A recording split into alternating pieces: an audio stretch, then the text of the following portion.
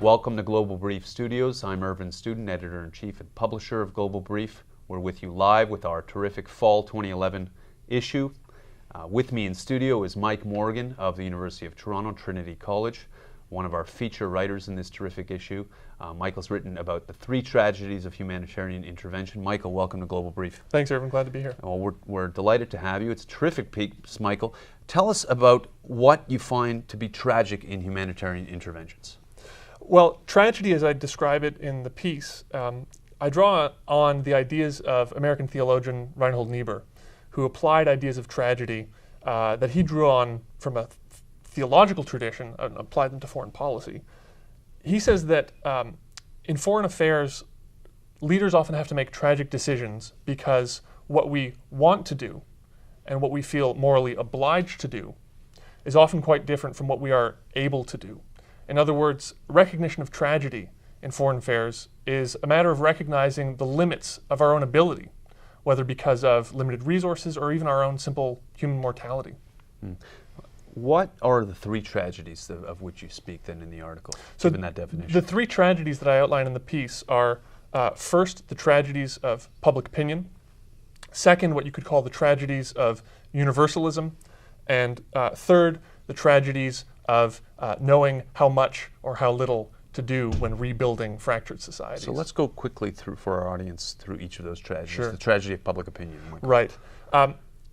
When leaders feel pressured, in many cases by public opinion, to intervene in cases of humanitarian abuses, of genocide, they feel under pressure from public opinion. There's often a public outcry to do something, to act, to stop this terrible violence that's underway. We saw it most recently, of course, in Libya earlier this year. Now, this public urgency can be very valuable for leaders in a democratic society. It can give them the political capital that's necessary to mobilize military action. But in democracies, public opinion is also volatile, or sometimes fickle, which means that it can change very quickly in response to events. And I think we saw this in Libya earlier this year. So there was a public outcry for action, intervention started, but when that intervention didn't produce immediate results, we saw a wavering in public support for the war, and increasingly critics raised questions about whether NATO's strategy was right, whether it was moral, and whether it could be continued indefinitely. People were raising questions, rightly so, about what the end game was.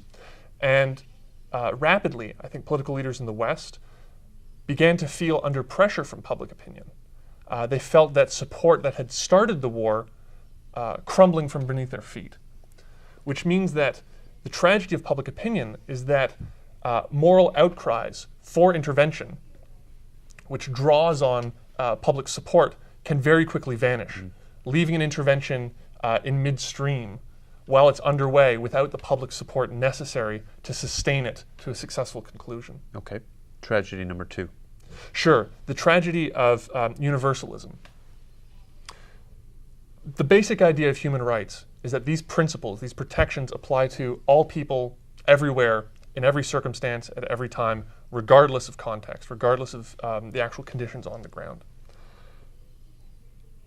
Now, when we face a situation of humanitarian crisis at any point in the world, according to the principles of human rights, intervention is necessary. We should intervene no matter what the country is, no matter what the situation is, to defend the human rights of these people against whatever abuses that they're suffering. The problem is that that pressure is opposed by a competing pressure, which I would call the logic of strategic thinking, the logic of sound strategic thinking. The basic idea of strategy, simply put, is to reconcile great ambitions with necessarily limited resources. What this means in the context of intervention is that the moral impulse demands action in every case, but the strategic impulse requires discrimination and choice, choosing to do X and not doing Y.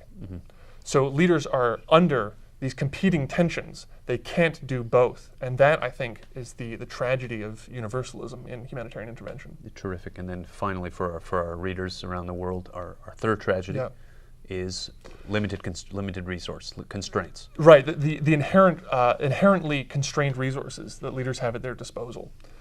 We would like, faced with any country in turmoil, to be able to turn it into Denmark quickly, at the drop of a hat. That's the ideal, but of course that's not possible.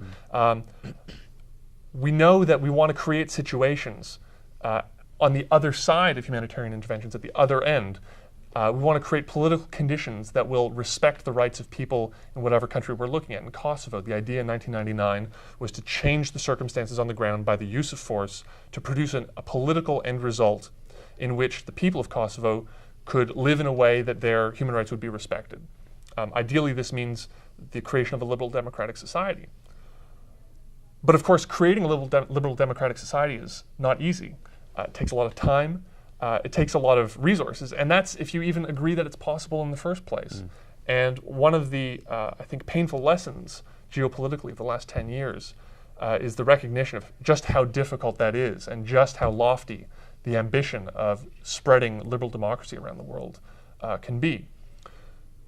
So the third tragedy of intervention is that we have these grand goals. We'd like to turn conflict-torn societies into liberal democracies.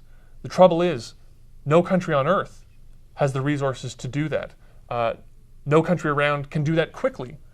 So we face this tension, again, another tension between our ambition, the moral imperative of intervention, and the very real physical constraints, political constraints, financial constraints on what we're able to accomplish. So, Michael, from the conceptual now to the practical, what's a leader to do given these three tragedies?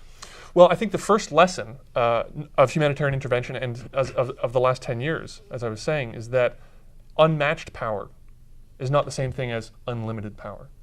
So the first thing that leaders need to realize, need to come to terms with, is that their ambitions are almost always going to be outstripped, or are almost always, going to outstrip their resources.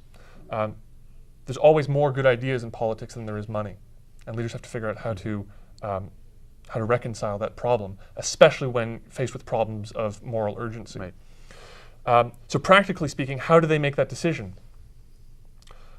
I think the essential quality, the inescapable quality here is judgment. There's no scientific way to do it. There's no mathematical formula that can tell a leader, intervene here and not here. These are the political outcomes that you should seek, but not this other set of political outcomes.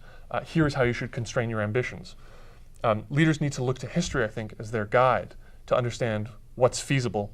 They need to be realistic and balance that realism with the moral urgency of the crisis at hand. So there's no simple solution. I think the only way that we can come to a better understanding or better application of these ideas is by thinking about what's been tried in the past, what has worked, what has failed, paying attention to complexities on the ground, and being attentive to the limits of what we can actually achieve. Capabilities. Michael, one of the virtues of this article in terms of timing is that it coincides perfectly with the 10th anniversary of the Responsibility to Protect doctrine in its formal form. Global Brief is a media sponsor of a major conference in Montreal on R2P that features a host of terrific speakers. Where do you see the state of R2P being right now in international discourse? The short answer is that it's in flux. I think the 10th anniversary of R2P is a reason for some celebration, but also for some consternation. The document was the product, I think, of an ambitious impulse, the need to lay down clearly certain criteria that have to be met in order to justify the violation of state sovereignty.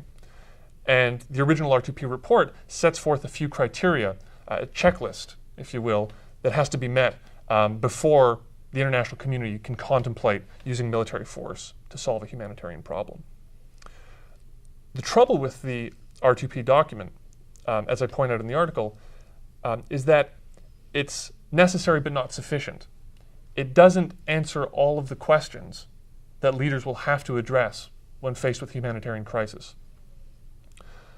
So beyond the checklist that R2P presents, for example, leaders also need to be able to decide why should we intervene in Libya but not Syria?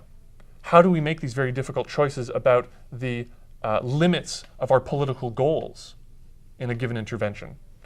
how long should we stick with a country? How many years should we invest? How much money should we invest? These are essential questions that R2P can't address. To be fair to the authors of the report, I think it would be excessive to expect any report to address all of these questions, especially when there are no, as I said, scientific answers to any of them.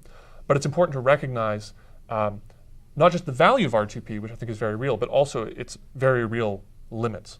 That's terrific. Michael, thanks for coming to speak with us at Global Brief today. Thanks, Irvin. Continued success. It's been a pleasure. Thank you.